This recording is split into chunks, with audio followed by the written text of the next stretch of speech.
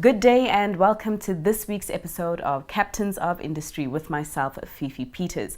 Our captain in the hot seat this week is Jeffrey White. He is CEO of Agility Africa, one of the leading logistics companies on the continent. Jeffrey, thanks so much for your time. It's a pleasure.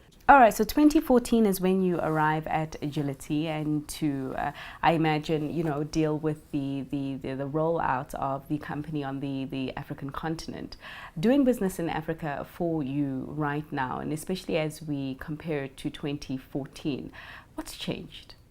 So I think the continent, so we're investing in building large-scale warehouse parks, which is an infrastructure play. So firstly, the strategy we put together in 2014 for Africa is a 20-year vision of where Africa will be in 20 years. So you get tantrums and hiccups along the way, and you get slows and highs along the way, but the macro trend of what's going on in most of Africa, so South Africa northwards, is actually still very positive and very strong. And we've been rolling out our infrastructure project to really great success. We're very thrilled with the progress that it's making. But I mean, rolling out of infrastructure in a continent that suffers from a deficit that runs into the billions, in fact, I think the trillions of dollars, that surely must be a challenge. So actually the opposite. The reality is there's a huge infrastructure differential of what's required and what's being funded. We took one niche little market, so we're not building airports, we're not building roads, we're not building ports, we're building warehouse parks. And actually on one level that doesn't sound hugely exciting, but the reality is proper warehousing is the foundation for economic growth. It's a fundamental essential to enable businesses to come in and do business on the continent, for the continent to be competitive as an exporter, for regional trade to grow and develop. So although it's a very small part of the infrastructure gap, the money that we're committing to these large international standard parks really is generating prosperity and growth. So the why of what we're doing it is as fulfilling as the bottom line. And is that bottom line fulfilling now? Because, I mean, we're reading about global economic growth taking quite a bit of a dip as a result of a whole host of issues. So are you getting tenants in those industrial parks? So we're getting great traction with two sectors. One is multinationals. And interestingly, in today's environment, most multinationals want to come to Africa and be capital light. So they're not looking to spend a huge amount of capital. They want to come in, they want to access the market. There's huge demand to get to the market, but they want to do it on a capital light model. So we're counter-cyclical to that, to the extent that we're committing the capital, we're building the infrastructure. If you need a warehouse for your packaging plant, processing plant, storage, distribution, you can come to me, sign a lease, and I'll give you the keys, and you can move in Monday. So it's not, we'll build it for you in the next 3 years. So from a multinational perspective, we're taking away all the land risk that's associated with Africa, the construction risk about building on time and on budget, which is a huge challenge in Africa. So we're adopting all that on behalf of our customers, and then we're delivering a finished product that just makes it incredibly easy for them to come into the market.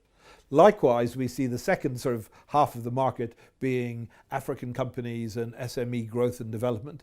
So again, they struggle to raise capital for building infrastructure at competitive prices. We've got an example just recently in Ghana where their bank said, no, we'll lend you the money to build yourself a production facility, but wanted to charge 29% in local interest. Well, they came in under our SME program, they paid 3 months deposit, signed the lease, we gave them the keys, the facility was there waiting and ready to go, and that's transformed their business. So we believe that in those two markets, there's actually a huge amount of unfulfilled demand. And certainly currently on our trial project in Ghana, and now on the new project in Mozambique, in Côte d'Ivoire and in Nigeria, we're seeing really strong traction.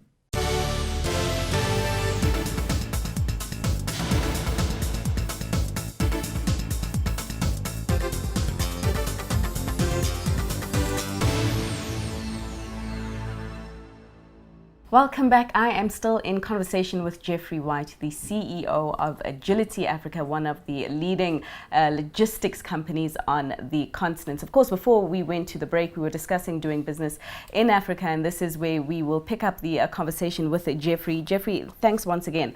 Because Agility operates in quite a number of markets on the continent, and some doing a lot better than others. Where would you say you're seeing the best pockets of opportunity? And where are you more cautious? So we're very optimistic about the macro rollout of the growth across the continent. Some countries are doing better than others. Some are commodity related, so tied to the commodity cycle. But the really strong drivers we see across the continent is the growing middle class, the urbanization of the demographics, so people moving into the cities. And when you leave a subsistence living on the agricultural side and you come into town, you become a consumer of everything. So you have to buy and pay for everything. So that drives consumer growth. So we think the FMCG market and the growth of regional trade is going to be a big upside for the continent. So in terms of your headquarters, it could have been in South Africa, one of the biggest players on the continent, or Nigeria, also the biggest, although the two, they go in, they swing from time to time. But you chose Dubai as your home to operate from Africa. Why so? So Dubai has got a huge number of African-focused businesses setting up head office in Dubai. And I think part of that is obviously the tax regime and the quality of life, but a big part of it is the connectivity. If you want to get to lots of African countries, actually Emirates now gives you the best network to fly in and out and be able to transact business. So London's equally sort of good, but Dubai as a gateway for Africa is getting more and more traction. So you mentioned the connectivity as being a plus of doing business in Dubai, as well as more favorable tax laws. Any sore spots that you think that could be improved there? So Dubai is remarkable. I mean, it's developed out of nothing in an incredibly short period of time. And there's an interesting contrast when I've got visitors from Africa, they're coming to Dubai, and you show them developments and say, 10 years ago that wasn't there, and look what can be achieved in a very short time frame. So I think Dubai is a good beacon for African countries to look at and say, okay, actually, if you get government regulation working properly, if you get taxes working properly, if you can make intelligent investment decisions, attract foreign direct investment, there's no reason why your economy can't grow incredibly quickly. Talking about that middle class, that rising middle class that was or has been a promise in terms of doing business in Africa for quite a long time. Many haven't been patient enough to stick around for it to be realized, or have reassessed that model to say it might not actually be realized. So you mentioned your 20-year strategy as Agility. So someone watching this from New York or from the UK wanting to know, going long on Africa, why so long? Because, as I said, I think the macro economic data is really very impressive. You've got a growing oil and gas industry in both East and West and now South Africa. That's a big driver of foreign direct investment and a big driver of growth and prosperity. You've got 65% of the world's arable land that's uncultivated is in Africa. You've got a global population going from 6 billion to 9 billion plus that actually nobody's quite sure how they're going to feed themselves. So I think the macro drivers that are available on the continent can make you very optimistic about where it's going. What about the policy drivers right now as the continent gears to remove barriers to trade and also services through that Africa Free Trade Continental Deal? I mean, is this something that is attractive to Agility by way of strategy? So that is fundamental to our vision of the future, if you like, our 20-year strategy. So I think there's three things that we think are happening. The Africa Free Trade Zone will eventually get, and execution is going to be a challenge, but will eventually become the biggest free trade zone in the world. We think the growth of e-commerce and e-fulfillment is going to be huge across the continent. Now, when you look at Jamaica and people, it's very nascent just now, but the reality is that e-commerce is just going to scale and scale and scale. And for e-commerce fulfillment, you need 4 times as much warehousing in market than you do for traditional logistics. So that's going to be a big driver of requirement for warehouse space. So that was one of our macro drivers. And the last one, we think, with the advent of the fourth industrial revolution, with online manufacturing and local printing and 3D printing and the technology breakthrough that's coming, we're seeing more and more global manufacturers looking to say we want to batch produce locally rather than the traditional model of we're going to make 50 million units in China and ship them all around the world. We think there's a really growing market where they say actually we'll batch make 50,000, we can be much more nimble to market demand, we can change the product, we can make it more applicable to local demographics, etc. So that also will need warehousing and premises to operate from on the continent. So we think these roles and these macro trends really underline the requirement for international standard warehouse parks that enable people to do business. So it's not rocket science, it's a good quality facility in a secure environment where the IT never goes down, the power never goes down. It's somewhere where your staff will feel safe to work. When we went out and did the research, there was an amazing number of companies that came back and said the problem with all the warehousing in Africa is you can't attract quality staff to come and work there because it's a horrible environment and they don't feel safe. You come into one of our parks, it's 500,000 square meters, so 50 hectares in size, it's landscaped, there's a coffee shop, there's a bank, there's a pharmacy. It's a pleasant environment for your staff to work in. Talking about that fourth industrial revolution further and how you see it further shaping the logistics industry and freight and shipping and just the general movement and storage of goods. So, as I said, I mean, we think e-commerce is going to scale hugely across the continent. Culturally, you've got a very young demographic that is very comfortable buying things on their phone or online. So compared to developed markets where you've got an older demographic that actually still struggles with the concept of online shopping, Africa can adopt it really quickly. And I think that cultural step change is coming very visibly now. I mean, if you look at mobile wallets, 57% of the world's mobile wallets are actually in Africa. So we think that platform that we're building is perfectly aligned with the requirements that are coming for e-commerce fulfillment and the movement of goods. I mean, great opportunities that you're outlining there, particularly in this more medium to longer term. But right now we do sit with many African countries not doing the best by way of growth. And because we live in a global system, even globally, global growth is slowing down. To what degree is the economy, the state of the local African economy and the state of the global economy a concern for agility? So the global economy we probably see as a positive for Africa. So I think if you're a CEO sitting elsewhere in the world, you're writing your 10-year strategy and you're saying, where am I going to find growth?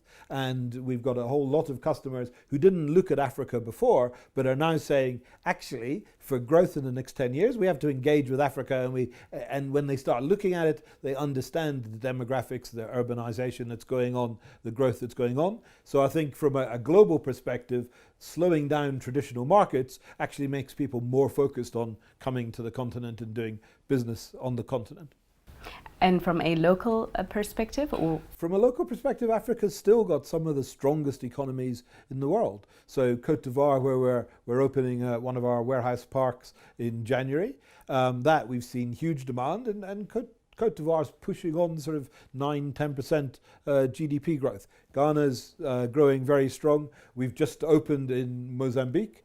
In Mozambique, although it's a tiny economy currently, it's going to become the third biggest gas producer in the world. You've got arguably between sort of 60 initially rising to $120 billion of foreign direct investment going into the country. It's going to grow phenomenally. So again, it's taking this longer term view as to what the opportunities are and aligning with those growth points. I mean, in terms of doing business also lately, more commonly, things like cybercrime and cybersecurity and also things like the risks of climate change are are cited as key business concerns in that could catch many people off guard if they don't take them seriously today.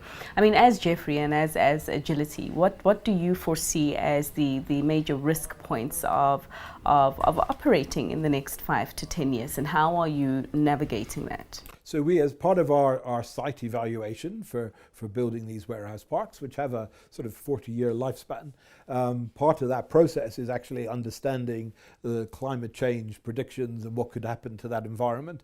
We've actually designed the buildings that they're hurricane resistant and of quality. And then from a sustainable development perspective, we're very focused on using LED lighting, on our carbon footprint emissions, on proper waste management, proper security. So creating an environment that really stands up from a worldwide perspective and is similar to warehouses that we would build in Singapore or in Dubai, and the same caliber and the same opportunity here. And we believe that market market demand is moving upscale very quickly. So people that used to operate out of a go down on a corner with no infrastructure and sort of an unmade up road are actually seeing the benefits, both psychologically and economically and commercially, of actually moving into an environment where you can work 5 days a week. It's amazing how many customers you go and visit, even big multinationals that say, well, actually we lose a day a week because the power is down and we're always having shrinkage because our stock gets stolen, etc. To be able to bring that business into a nice environment where you can be proud of your operations and you can know your waste is being treated properly, we recycle, where we're capturing rainwater, we're using solar power, etc. Just creates an ethos around your business that is incredibly positive for an operational perspective. And just taking stock of your business journey as we wrap up this interview, like in hindsight, is there anything that you would have done differently in terms of some of the decisions that you made? Hundreds of things. No, I mean, I think if I look back on my career, highs, lows, the rest of it, but if I was to start again, I would be very happy to repeat the same process. And for a young entrepreneur who is wanting to one day achieve similar achievements as yourself, as a captain, what are the non-negotiables in terms of doing business? So I think building long-term relationships. It's amazing how many people you met along the journey who are now also CEOs of their business, and respecting those people in the early days and building those long-term relationships so that when you ring them up now, you've known them for 30 years and there's a rapport there. So trust and honesty, and really your word is your bond. When you say you're going to do something, make sure it gets done. All right, Jeffrey, thanks so much for your time, telling us there that your word is your bond. Make sure that it gets done. Of course, Agility taking a very long view of the continent, saying big opportunities lie in store. Of course, not without their risks, but the opportunities certainly outweighing that. From myself, Fifi Peters, thanks so much for watching this week's episode of Captains, and see you again next time.